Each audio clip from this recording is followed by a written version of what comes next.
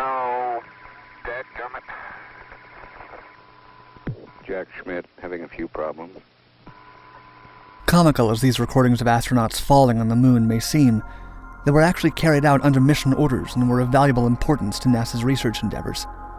During Apollo 15, astronauts were conducting experiments on metabolic rates across various types of lunar terrain, and during Apollo 16, the falls took place while testing differences in locomotion on the Moon and Earth. Adding to the unexpected seriousness of the footage, one of these falls threatened the life of astronaut Charles Duke, who came close to cracking his suit and exposing himself to the vacuum of space. Why astronauts fall.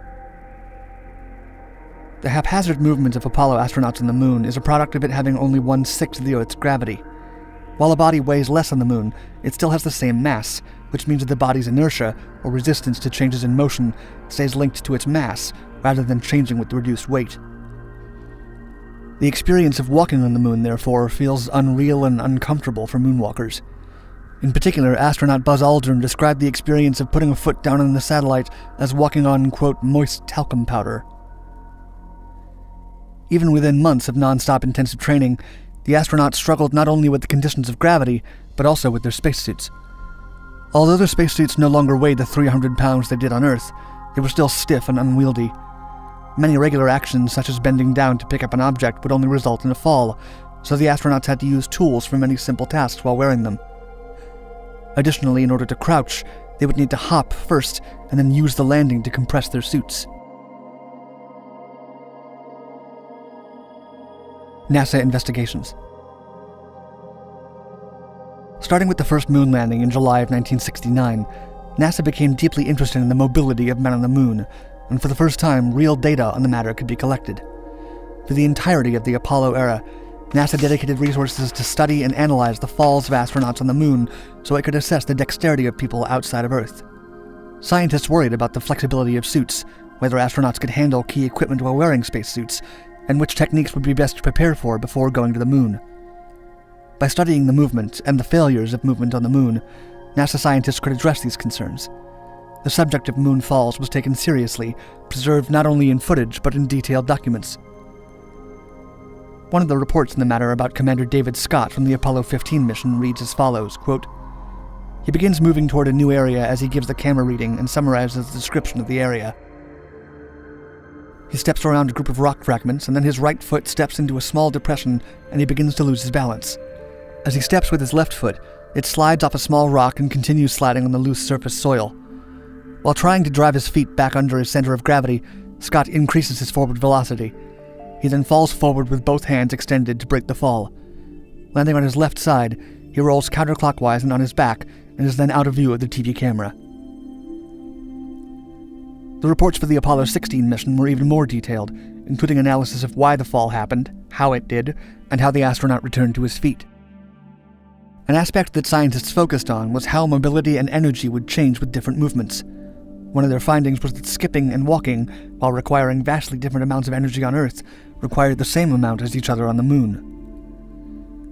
Another valuable conclusion that NASA made early on was that due to the slower falls, the astronauts had time to correct a slip or work on standing back up in case of a fall. Some of their conclusions were less helpful, such as stating that the number of falls were caused by loss of traction because of loose soil. One of the astronauts written about in these reports was Charles Duke, who was trying to lift a pair of dropped tongs when he stepped on them instead and lost his balance trying to pick them up. He fell face first, ironically, after he was trying to pick up the tongs to then pick up a hammer he had dropped a few moments before. That fall was relatively harmless, but during the Apollo 16 mission, he would take a fall that almost ended his life. Charles Duke's fall. Charles Duke and his commander John Young were on the Moon in 1972, the same year as the Munich Olympics, and they decided that they wanted to perform what they called, quote, Moon Olympics. Thanks to low lunar gravity when compared to Earth, they hoped to achieve or best athletic Earth records during the last minutes of a spacewalk. This seemingly innocent decision put Duke at risk, who was only 36 years old at the time, the youngest person that had walked on the Moon. They began by trying to take the highest jumps possible. Duke launched himself 4 feet above the lunar surface, an accomplishment he could have been proud of, except for the fact that he decided to straighten his body while in the air. His spacesuit weighed 50 pounds on the Moon, far less than the 300 on Earth, but still significantly heavy. More than half of this weight came from the backpack, which held his portable life support system. Any damage to the backpack could prove fatal. This heavy weight completely changed his balance and pulled him down, with the backpack headed to take the crash of landing on the ground directly. As Duke himself has stated, quote, "The backpack weighed as much as I did, so I went over backwards.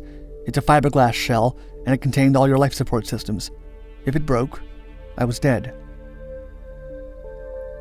The astronaut has expressed that he felt extreme distress as soon as he realized the implications of landing with all his weight on the backpack. Thankfully, as NASA studies had recorded, falling on the moon is slow and gives the astronaut time to react before crashing. Duke rolled to the right, breaking the fall, but the rolling motion did make him bounce. Commander John Young approached him, knowing that if the life support system failed, he would have to carry an unconscious Duke back to the module, who would likely perish before making it there. About the moment, Duke recalled in an interview, quote, "My heart was pounding. John Young, my commander, came over and looked down and says, 'That wasn't very smart, Charlie.' And I said, 'Help me up, John.' And I got real quiet." After standing up with assistance, he made sure that everything was in order and still working. He had endured the fall without damaging his spacesuit. As entertaining or amusing as footage of falling astronauts may appear, moonfalling does carry real risk. Charlie, that ain't any fun, is it? That ain't very smart. Well,